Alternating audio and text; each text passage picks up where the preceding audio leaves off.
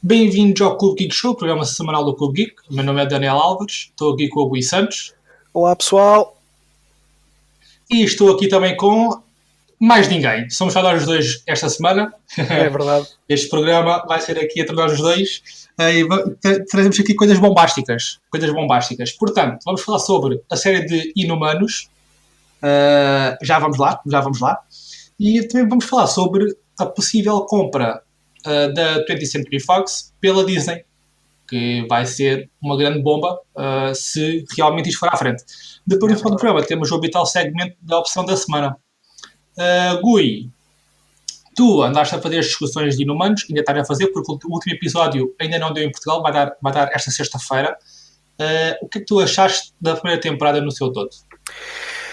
Ai, olha, que desperdício de tempo, dinheiro, energia e basicamente tempo de filmagens. Não sei, honestamente, quem é que decidiu que isto ia ser uma boa ideia, quem é que deixou estas coisas, quem é que deixou esta série andar para a frente, quem é que no fim de tudo olhou para aquilo e decidiu, não, isto é uma coisa que nós podemos apresentar ao público.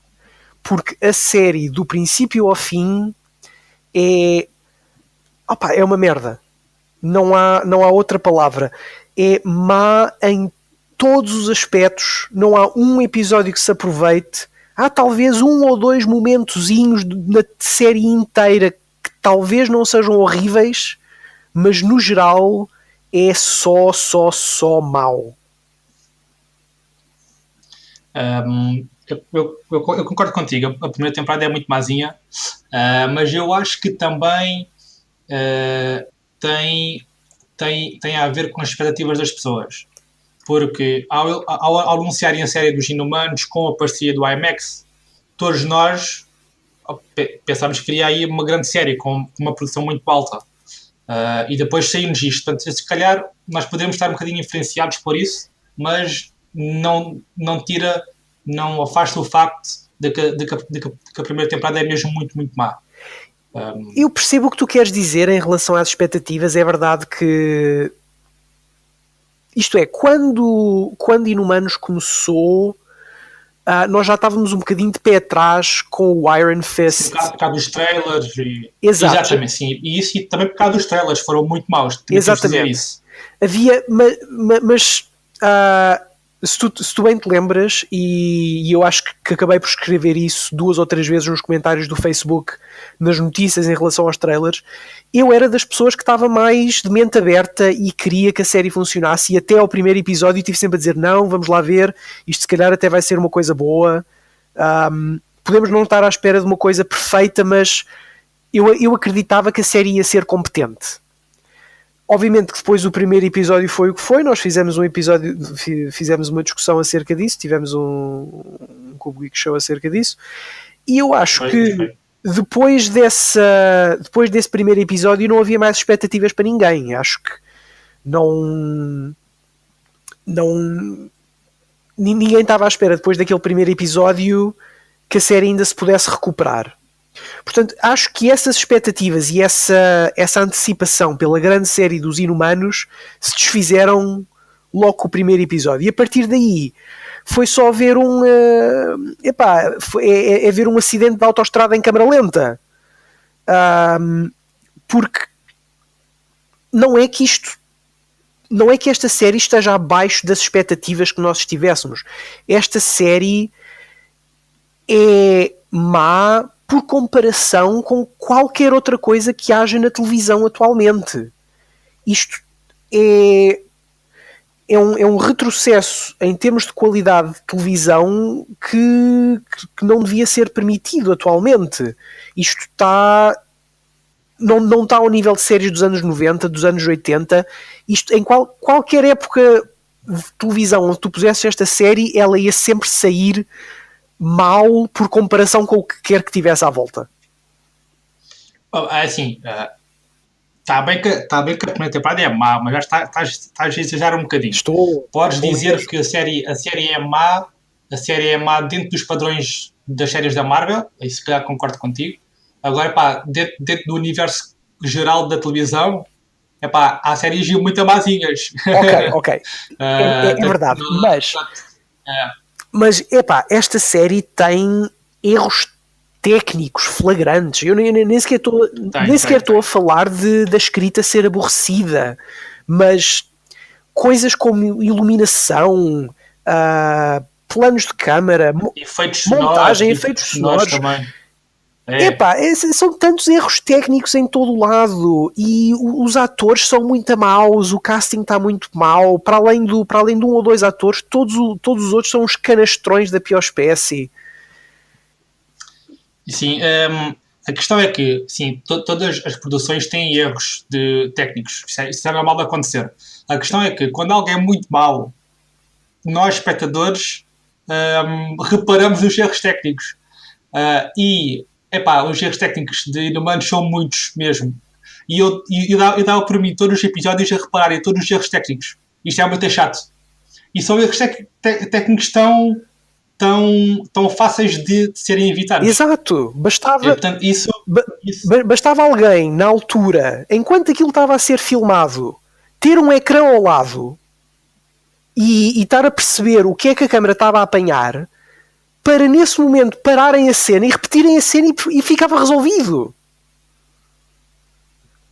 Eu acho que o que aconteceu, eu acho que aconteceram duas coisas. Aconteceu um schedule muito, muito curto para desenvolver a série, porque se nós pensarmos, a série foi anunciada há precisamente um ano, portanto eles tiveram menos de 12 meses para desenvolver e filmar a temporada toda, que é muito, muito apertado. E também, pá, nós não podemos ignorar o facto da escrita ser muito má, porque eu estou sempre a comparar esta primeira temporada de Inumanos com a primeira temporada de Agents of S.H.I.E.L.D. E de facto a série era mazinha, mas a escrita até era boa.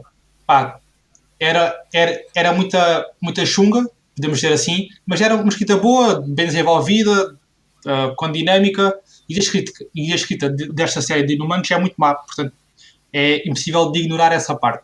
Portanto, foi duas coisas que falharam aí. A escrita e um prazo muito curto para desenvolver a série. E não é só... Sim, esses dois... Isso foram duas coisas que falharam redondamente.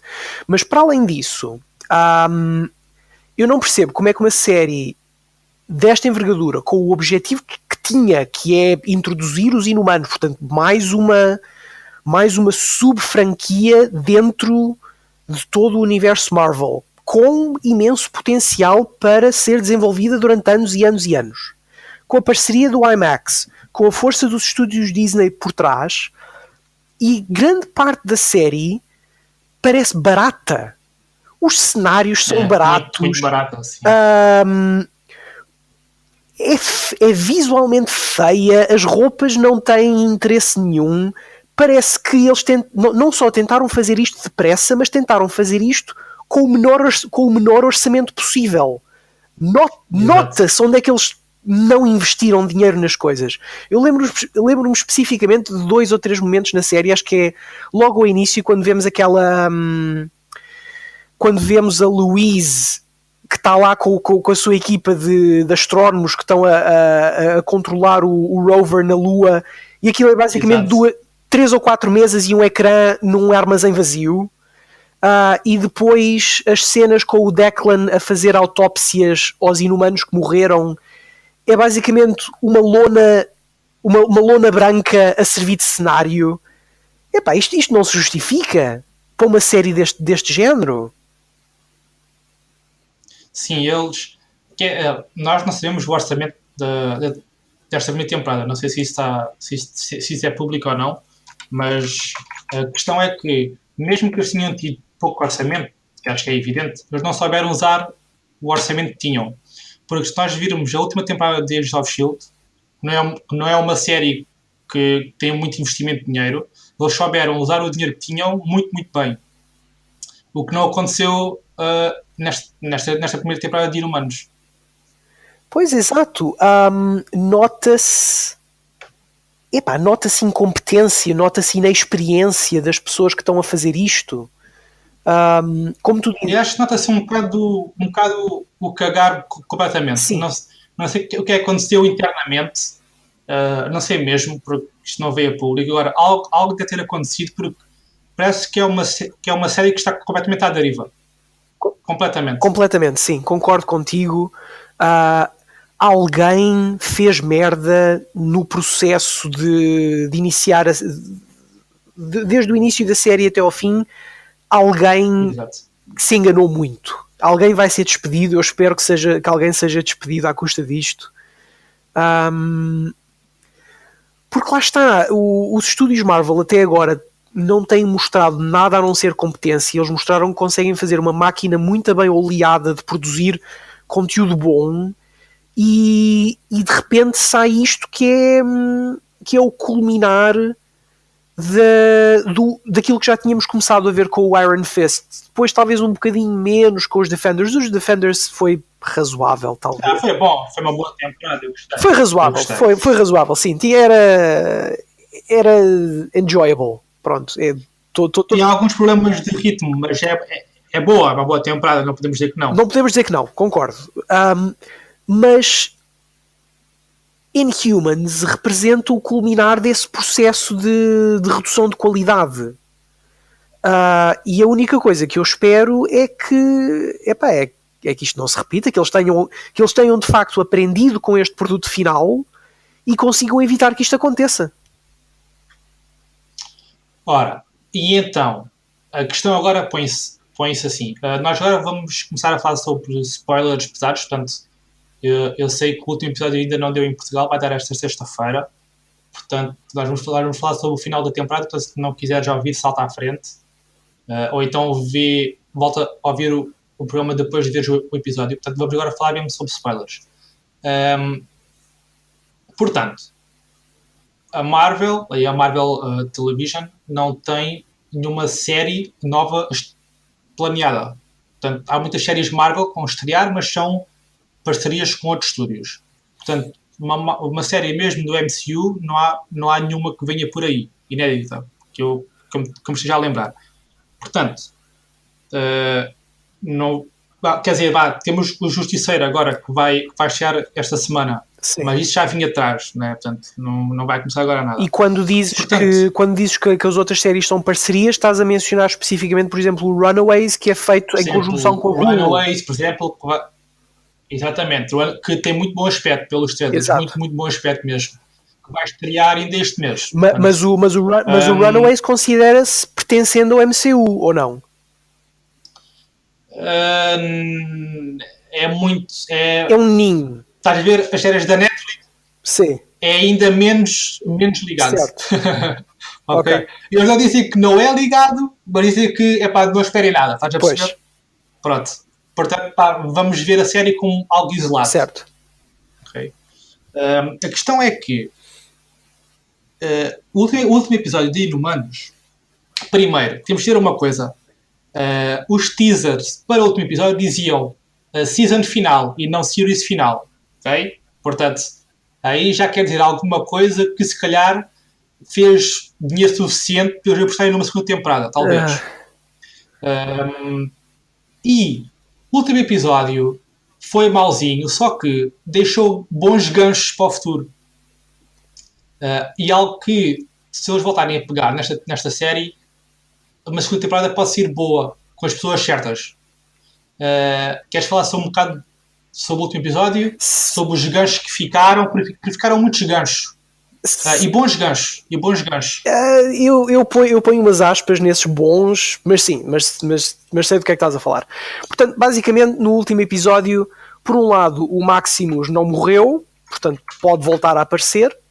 Tens os Inumanos agora todos na Terra, portanto, não se sabe como é que isso vai desenvolver.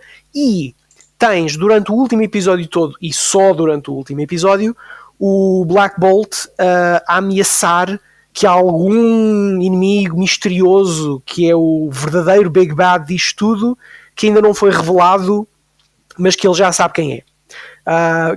E nós também, não é? Sim, claro, isto está a ser telegrafado à distância, que são os Kree. É absolutamente... Aliás, os hieróglifos, achei muito interessante, pois, não sei se reparaste, no final, quando a doma quebra, sim, E os hieróglifos do trono são exatamente iguais aos de Agents of S.H.I.E.L.D. e eles começam a brilhar. Sim, sim. Do tipo, estamos aqui, estás a ver? Ou, sim, estão aqui, estão-se a aproximar, estão a chegar. Portanto, há aí claramente um pronunciar do que vem para a frente. Quero só fazer aqui uma à parte a dizer que este revelar do mistério de que haveria um inimigo ainda por descobrir, foi muito mal. A própria revelação de que existe esse mistério foi muito mal feita, porque foi única e exclusivamente durante o último episódio ele, há por aí uns gajos que nós ainda não conhecemos.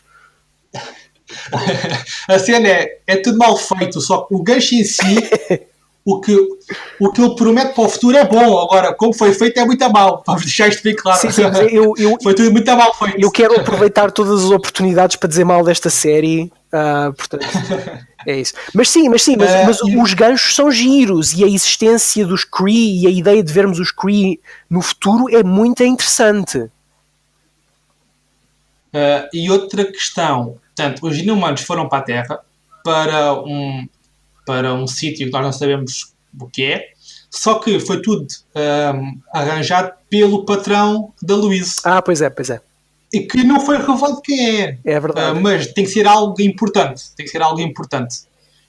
E sempre que eu dizia, o The Boss, eu pensava assim, tem que ser algum personagem que nós já conhecemos. Agora, quem? Não sei. Não sei. Fiquei com essa impressão. E eles não revelaram. E eu gostei que eles não tivessem revelado. Que é para ficar um bocadinho o gancho para a segunda temporada, se realmente vier. Mas fiquei muito intrigado com isso. Quem é o boss? Também fiquei intrigado e também fiquei a pensar quem é que seria, e honestamente não me consigo lembrar de uma boa hipótese.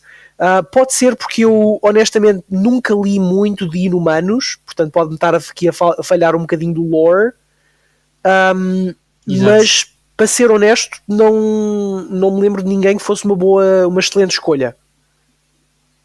Sim, não, e também em termos de BD e Inumanos também não sou muito forte nisso. Eles estiveram realmente na Lua, pois tem também uma cidade flutuante na Terra, mas não isto que aconteceu agora na série, não é? O que eu acho é que poderá ser uma personagem que nós já conhecemos dentro do MCU, percebes? Sim. É assim, quem me veio logo à cabeça foi o Stark, mas obviamente não é o Stark. Não mas foi logo aquilo que me veio. Pronto, exatamente, mas foi logo ele que me veio à cabeça. O boss, porque tem que ser alguém com muito dinheiro e tem que ser alguém minimamente compreensível ou mente aberta, porque tu não chegas ao pé do boss e dizes: olha, temos uma raça alienígena que ninguém sabe que existe e tu tens que os refugiar sem dizer nada a ninguém e gastar uns bons $milhões a construir seja o que for, que é para eles morarem. Portanto,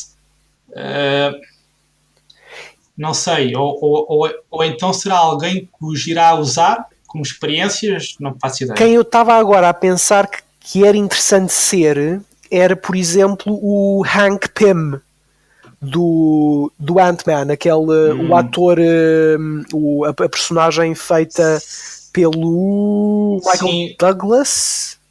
Sim, o Michael Douglas, só que o Hank Pym no filme ele não tem nada, não é? Ele foi um grande inventor na altura, construiu a empresa, mas ele próprio não tem nada. Não tem nenhuma equipa, não tem nenhuma empresa, não tem nada. Mas tem muito dinheiro e a única coisa que tu sabes é que ele já não tem aquela empresa em específico, as PM Industries. Sim. Não me espantava, não me chocava se eles fossem por aí, obviamente, se calhar, mais certo é não irem, mas se eles fossem por aí, não me chocava que eles dizerem, não, o PEM afinal tinha uns dinheiros e estava em mais negócios do que estes. O PEM poderia fazer algum sentido, porque ele já foi estabelecido como sendo uma força, uma influência um bocado opositora à SHIELD. Ele não joga com a SHIELD, ele faz a sua própria coisa, e era interessante ele começar a usar os Inumanos como a sua própria equipa de super-heróis pessoal. E isso poderia justificar de alguma maneira os Inumanos não estarem imediatamente alinhados com os Avengers, por exemplo. Exato. Poderá ser. Eu acho que não, e acho que é um bocado esticar a corda, mas poderá ser. Também acho que sim. Também acho que sim. Não acho que isto vai acontecer. Se for uma personagem conhecida do MCU, eu aposto mais em alguém que venha de Agents of S.H.I.E.L.D. do que propriamente alguém que venha dos filmes. Pois é, podia ser. Porque agora também nós não podemos esquecer que a S.H.I.E.L.D. vai para o espaço. Portanto, é verdade. E se realmente eles pensaram em Inumanos em long term, né? Poderá haver alguma espécie de ligação aí, entendes? Visto o promo da quinta temporada? Não, ainda não vi nada, portanto não me digas. É tão fixe! O promo é tão bom. Aquilo tem tantas referências ao Alien. Ok. É delicioso. Ok, tenho que ver, ainda não vi. Mas pegando por isso, tu dentro do Agents of S.H.I.E.L.D. tinhas o Quen. Lembras-te do Quen?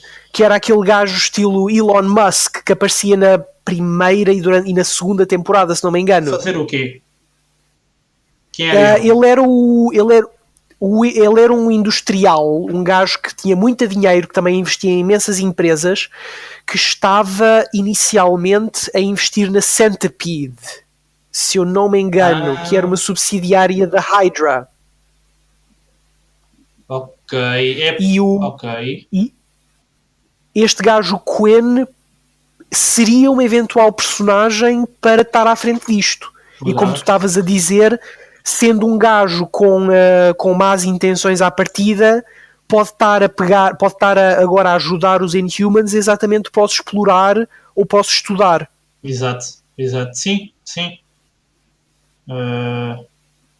Poderá ser. Eu acho que se eles realmente... ok, a primeira temporada foi uma cagada, mas se realmente eles pensaram em Inumanos como algo a ser desenvolvido e algo a fazer ligação com Agents of S.H.I.E.L.D. e já que Agents of S.H.I.E.L.D. agora vai para o espaço, faz todo o sentido que as duas séries se interliguem. O que eu acho é que, para terminar já aqui o segmento de Inumanos, eu acho que, apesar desta primeira temporada ter sido muito má, eu acho que se isto for pegado por pessoas como deve ser, eu acho que pode ir uma segunda temporada boa. Eu acho que eles podem redimir, mesmo com os mesmos atores. Claro que vão ter que ter uma outra direção de atores, obviamente, mas eu acho que eles ainda conseguem fazer algo bom disto. Eu acho que deixou ganchos interessantes o suficiente para haver um mínimo hype para uma segunda temporada. Não sei o que é que tu achas.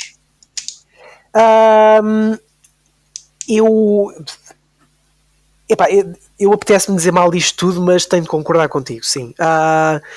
Esta série tem ideias suficientes e personagens interessantes o suficiente para, sendo pegada por alguém que sabe o que é que está a fazer, isto ter potencial para vir a tornar-se uma coisa muito, muito boa. Agora, como tu dizes, é preciso uma equipa completamente nova, muita direção de atores, porque há ali alguns atores que claramente não sabem o que é que estão a fazer com aquelas personagens, mas sim, honestamente eu gostava, porque sendo o MCU como é, e eles pelo menos até agora mantendo-se fiéis a esta ideia de que está tudo a acontecer no mesmo universo, era uma pena perdermos estas personagens, porque elas são giríssimas, são muito interessantes, têm storylines muito, muito giras, e era uma pena estragar os Inumanos à custa desta primeira temporada. Exato. Eu também acho. E acho que foi mau, mas não estragou a propriedade. Eu acho que ainda conseguem fazer algo com isto. Eu também quero acreditar que sim. Eu espero que eles voltem a dar uma segunda oportunidade, porque eu quero mesmo ver o que é que eles conseguem fazer com isto. Bem feito, obviamente. Não é? E, saindo de Inumanos, vamos aqui para uma notícia que saiu a semana passada, que criou uma revolução na internet, que a Disney e a 20th Century Fox estão em negociações ou estão em conversas para a Disney comprar a 20th Century Fox. E isto é gigante. Nós estamos só a falar dos filmes da Marvel, estamos a falar sobre Avatar, estamos a falar sobre Star Wars, estamos a falar sobre a televisão, Simpsons, Family Guy, estamos a falar de Alien, sei lá, franquias gigantes que podem pertencer à Disney. O que é que tu achas sobre isto tudo aí?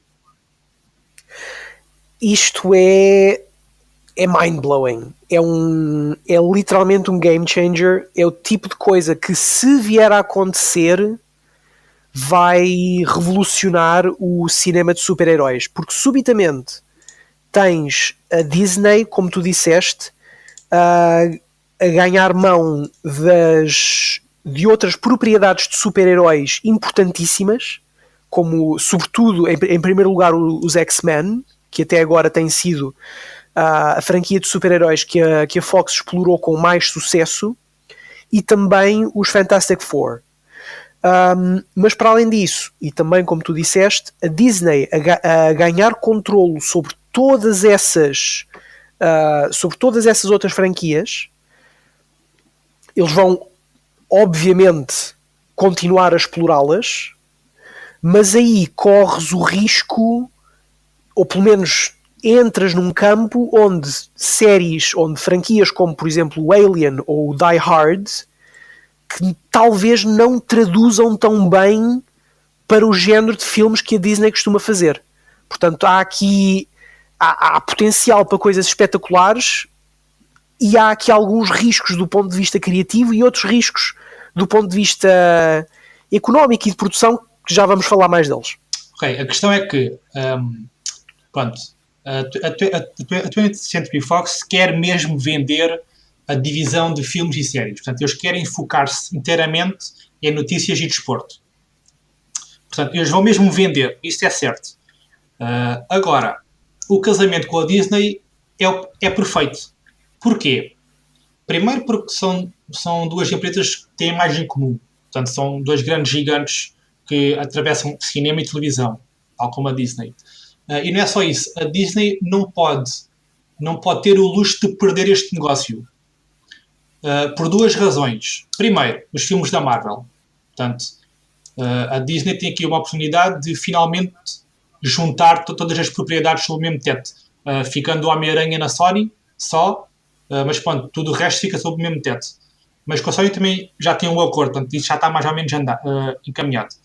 E também não podem perder a oportunidade por outras franquias gigantes, como por exemplo Avatar.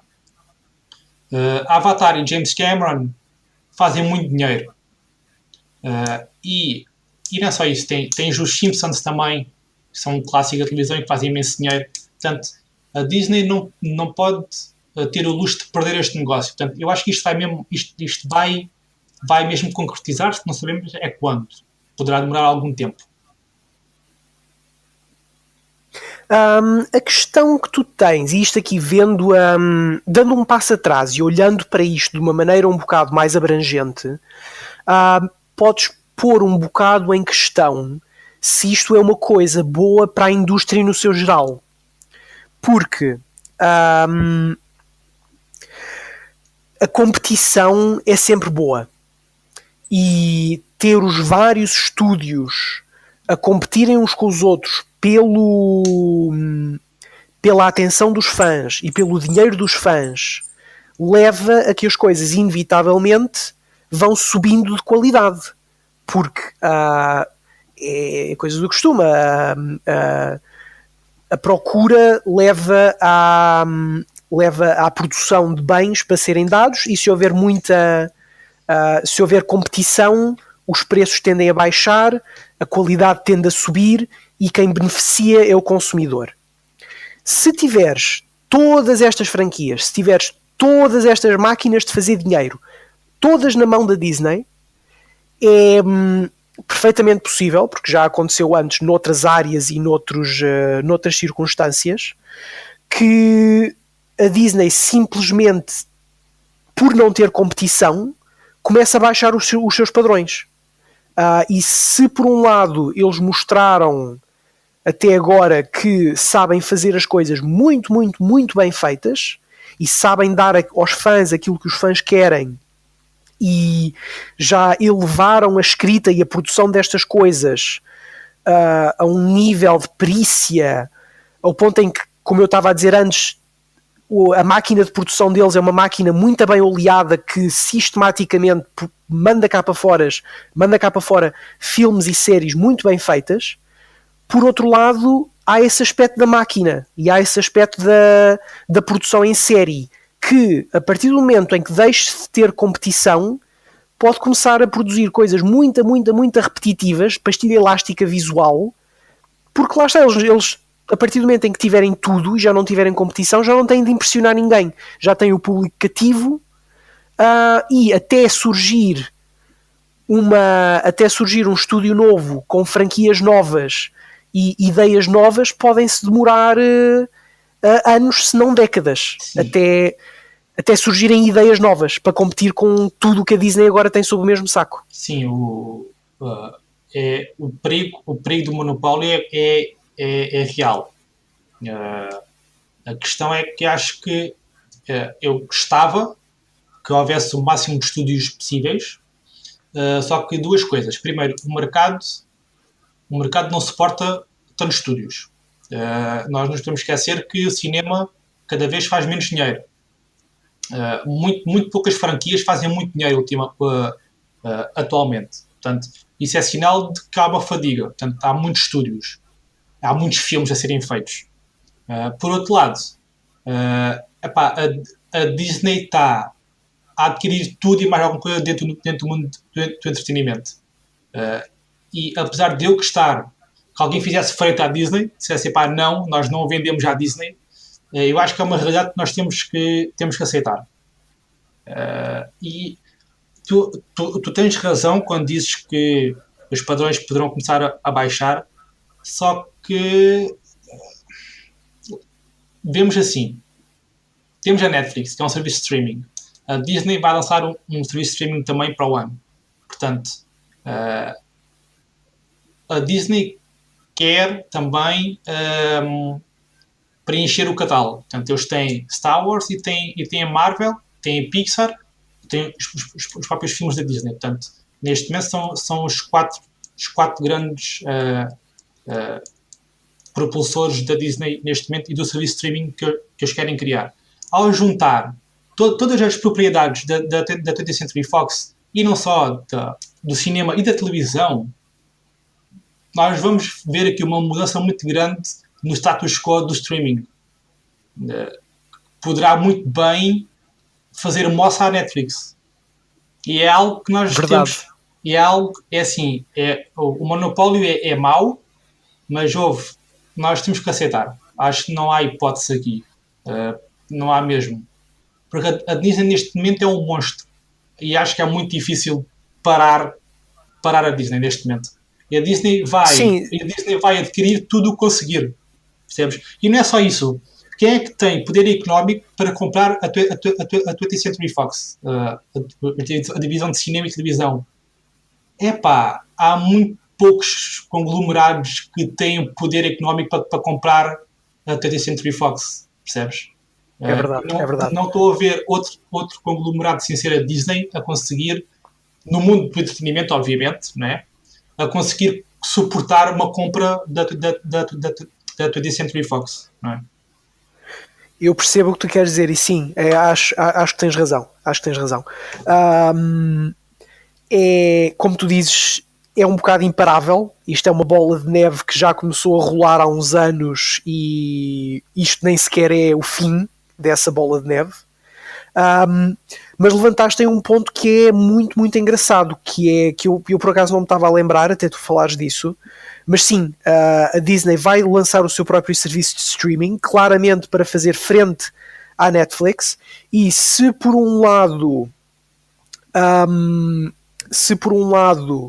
existe esse risco do padrão de qualidade começar a descer um bocadinho, por outro lado, e eu também já disse isto muitas vezes, o streaming é o futuro e não há volta a dar. E o streaming vai permitir uma grande abertura e uma grande flexibilidade na criação de conteúdos, como já vimos com a Netflix. Eles, por terem o serviço de streaming da maneira que têm, só vê quem quer, não estão presos a públicos específicos, não estão presos a horários de televisão específicos, têm muito mais liberdade para fazer o conteúdo que lhes apetecer, mesmo coisas mais agressivas, mais arriscadas. E ter um grande serviço de streaming controlado pela Disney, com todos esses, como eu estava a dizer antes, o risco de o Alien e o Die Hard e outras coisas parecidas que talvez não traduzam bem para o género de cinema que a Disney faz, se calhar por estar num serviço de streaming, isso já não acontece. Já tem pernas para esticar e se calhar até consegue fazer coisas mais arriscadas. Sim, houve assim, na altura, quando a Disney comprou a Marvel, toda a gente ficou em pânico. Vamos ver o Wolverine com o Pat Donald.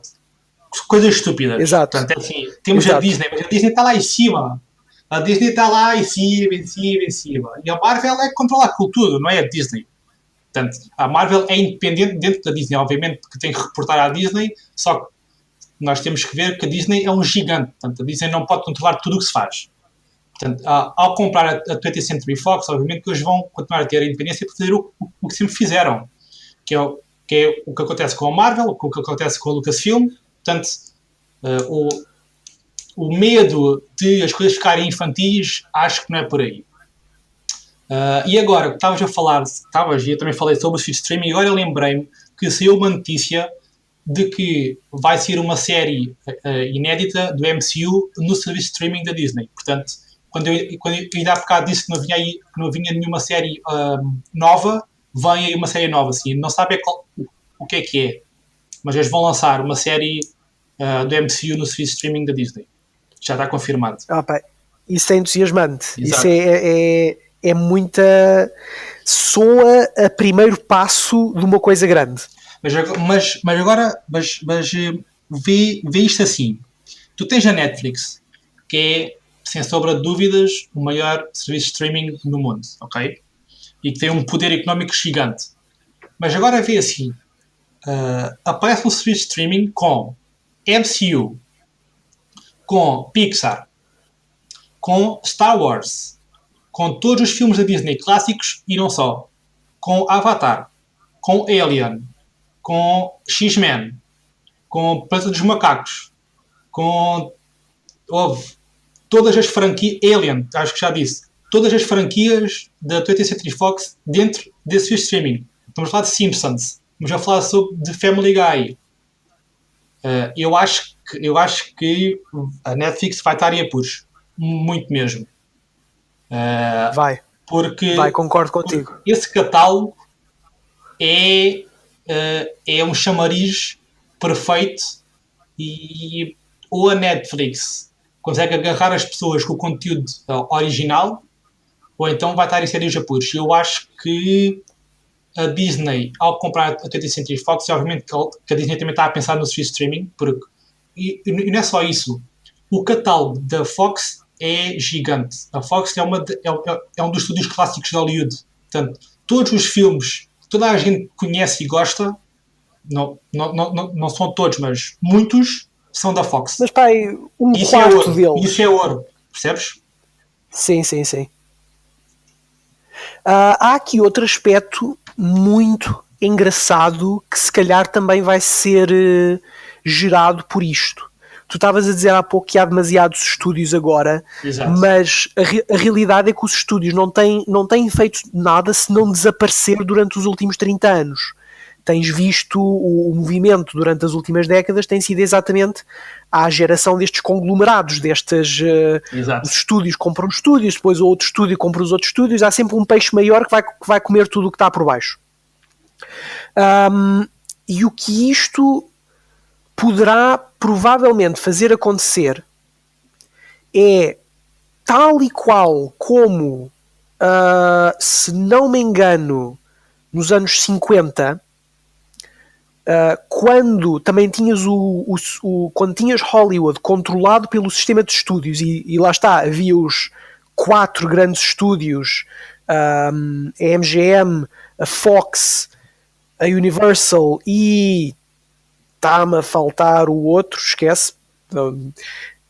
Tinhas o sistema de Hollywood completamente controlado por estúdios e e lá está, a qualidade dos filmes começou a baixar, começaram a tornar-se muito comerciais, muito pastilha elástica, e isso levou ao Sim. surgimento do cinema de autor. Exato. E levou ao surgimento do cinema independente.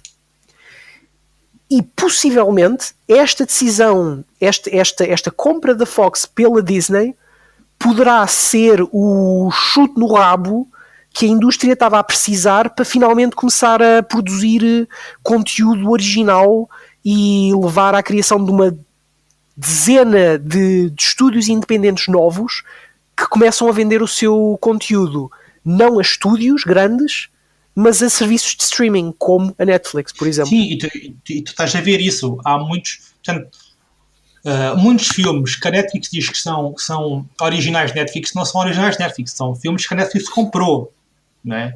Não são filmes que a Netflix produziu. E nós vimos muitos bons filmes a estrear na Netflix. Muitos bons filmes. Eu falei sobre um a semana passada, por exemplo, que foi em 1922, mas há muitos outros. Isso é verdade. O streaming é um sítio onde todas as produções independentes podem encontrar ali uma voz. E isso é verdade. E será que iremos ver o cinema ocupado pelos grandes blockbusters e os filmes independentes que ainda têm espaço no cinema passam para ser streaming? Poderá ser. Mas o mercado está a mudar, não sabe o que é que vem por aí, mas está a mudar, está a haver aqui uma grande mudança. Teremos que ver, mas a Disney pronto, acho que está evidente que a Disney vai ser o catalisador dessa mudança. De uma forma ou de outra é muito, muito, muito interessante estarmos a ver estas mudanças e estarmos aqui para testemunhar isto, sobretudo porque acho que agora, mais do que nunca, o espectador comum tem acesso a este género de informações e tem acesso a estas notícias, e os fãs estão muito mais cientes da maneira como estas coisas se processam. E vai ser muito engraçado ver como é que o público reage a estas mudanças e de que maneira que a reação do público vai de uma forma ou de outra influenciar as decisões que os estúdios tomam. Portanto, sim, eu estou muito, muito entusiasmado pelos anos que aí vêm, pela produção de cinema e televisão que aí vem. Acho que vão surgir coisas muito engraçadas desta mudança. Sim. E eu acho que a compra da Fox pela Disney acho que é certa. Acho que não há muito a fugir. Tanto pelo interesse da Disney na Fox, como pelo poder económico. Portanto, acho que isto é uma certeza. E vai ser muito, muito interessante de ver o que é que vem por aí. Muito mesmo. Nem que não seja para podermos finalmente ter os Fantastic Four dentro do MCU. Yeah. E o X-Men houve. E o X-Men, vai ser tão bom, mesmo. Diz. Eu já tenho, ando aqui a magicar dentro de uma data de outros artigos que eu ando a magicar. Ainda estou para escrever sobre Stranger Things, ainda estou para escrever sobre o Thor, mas vou tentar escrever um artigo sobre as maneiras como os Fantastic Four e os X-Men podiam ser inseridos dentro do MCU. Sim, nós vamos fazer um programa sobre isso, não sei quando, mas vamos. Ok. Vamos falar sobre isso. Agora, as próximas semanas já é que vão estar muito ocupadas. Nós, no próximo programa, vamos falar sobre Justiceiro e sobre Liga da Justiça, o grande filme da DC. Depois, na outra semana, vamos falar sobre quem ganhou o ano, se foi a Marvel ou a DC. Vai ser um programa muito, muito interessante. Muito interessante. Temos de ter equipas para isso. Não sei, cheira-me equipas. E depois vem dezembro ainda é surpresa. Mas pronto. Chegamos aqui ao momento do programa para falar sobre a opção da semana. Portanto, Gui, o que é que andaste a ver? E queres partilhar? Olha, eu vou pegar na obsessão da semana da Sara, da semana passada, porque ela convence... Viste os episódios? Vi o The Good Place.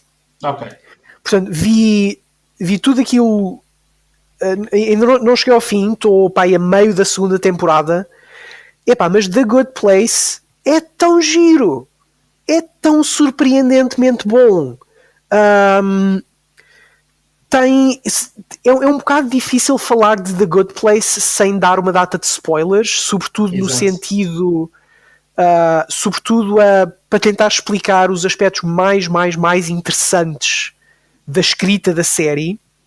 Mas a maneira como eu posso descrever a série é: a escrita é altamente autoconsciente de si mesma, e a segunda, da primeira temporada para a segunda, tens os escritores pegaram em todas as regras que estabeleceram durante a primeira temporada e começam a subvertê-las da maneira mais inteligente possível. Portanto, a primeira temporada estabelece muito bem as regras daquele mundo e estabelece muito bem as premissas da narrativa que está ali a ser contada, e depois a segunda temporada é brincar com essas regras que foram estabelecidas durante a primeira. Okay. A série quase que se torna-se mesmo autorreferencial e começa a explorar tudo aquilo que foi estabelecido durante a primeira. É genial.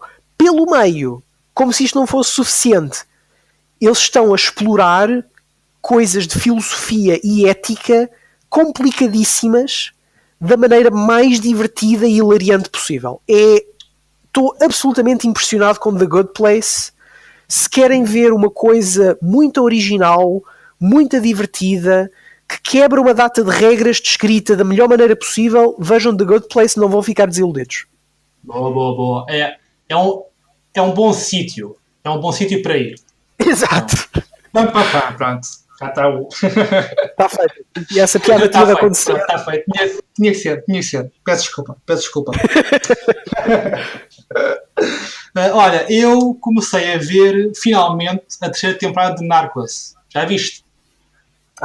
Vi. Também ainda não cheguei ao fim, mas também já comecei. O que é que achaste? Ok, eu vou para aí, acho que no sexto episódio, acho eu. Sexto episódio ou quinto episódio. Epá, olha, estou a gostar muito.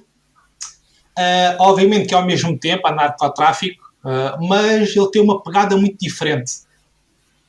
Ele tem uma pegada muito mais... eu sinto que o argumento está muito mais dividido entre os dois lados.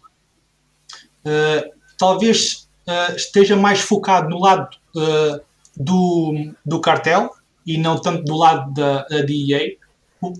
O que eu gosto disso. O Penha continua a estar ali envolvido, mas não está tão dentro da história, o que eu também gosto, porque ele torna-se uma personagem que está ali por trás e vai ligando os pontos, mas não é ele propriamente o protagonista, e eu gosto disso também. Portanto, estou a gostar, está aí numa nova direção e estou a gostar muito do que estou a ver até agora. Tu vais em que episódio? Eu acho que também vou para aí no sexto. No sexto, okay. Talvez sétimo, já não me lembro exatamente. Eu já não vejo Narcos há 1 ou 2 semanas. Okay. Exatamente, porque eu não estou a gostar tanto desta temporada como das primeiras. Ok. Acho muito giro, como tu disseste. É diferente. E honestamente eu estou a gostar muito. Acho que as personagens são giras, gosto muito do gajo que está mais do lado dos narcotraficantes, que eles estão a seguir mais, como tu estavas a dizer. Exato. Mas para mim, esta terceira temporada não sobrevive bem à perda da personagem do Pablo Escobar e do Steve Murphy, que para mim era quem dava muito interesse às primeiras 2 temporadas. E, esta segunda temporada perde um bocado do carisma que a primeira tinha. Da terceira, sim, desculpa. Perde o carisma. Eu acho que sim. Para mim perdeu um bocadinho. Já não estou tão entusiasmado por ver esta terceira como tive com as primeiras 2, que eu não consegui parar de ver durante 2 semanas. Tive de ver aquilo tudo de repente. Ok. Pronto, olha, eu estou a gostar muito de ver o Pepe Rapazote na série. Acho que o gajo está impecável. Olha, ele é das melhores coisas. Para dizer, surpreendentemente, ele é das personagens mais engraçadas que lá estão. O gajo está impecável, meu. A sério, está impecável. Completamente. Por hoje está tudo. a semana passada foi o episódio grande, esta semana foi mesmo episódio certinho, 50 minutos, maravilha. Igual. Se nos estás a ver por aí, já sabes, vai ao site com os links todos sobre este programa. Se nos estás a ver no YouTube, deixa o comentário da praxe, o que é que tu achaste de Inumanos, o que é que tu achas da compra da Fox pela Disney, deixa aí o like, subscreve o canal, partilha o vídeo, toca no sininho. Sininho. Subscreve aí os vários serviços de streaming onde o podcast está, por exemplo, iTunes e outros. Estão os links todos no site e no YouTube, está aí tudo para já descoberta. Gui, vemos próxima semana. Temos um fim de semana aí muito preenchido. Justiceiro e Liga da Justiça vai ser complicado. É verdade, vai ser um fim de semana cheio. Nós conseguimos. Bom, para a semana discutimos tudo. Tchau, Gui. E tchau, pessoal. Tchau. Fica bem. Tchau.